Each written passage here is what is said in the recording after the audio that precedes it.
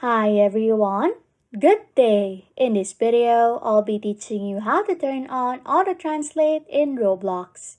Okay, first things first, to enable Auto Translation on Roblox, you need to install the Automatic Text Capture tool,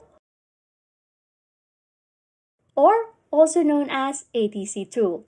ATC collects text strings encountered in your Roblox experience through GUI objects such as text labels or billboard GUIs. And here's how to enable the ATC tool. What you want to do is to open the Roblox Studio and go to Localization Settings. Navigate then to Settings and enable Automatic Text Capture. After that, launch the experience in Roblox Studio, play through the experience, ensuring that you open any GUIs that contain text.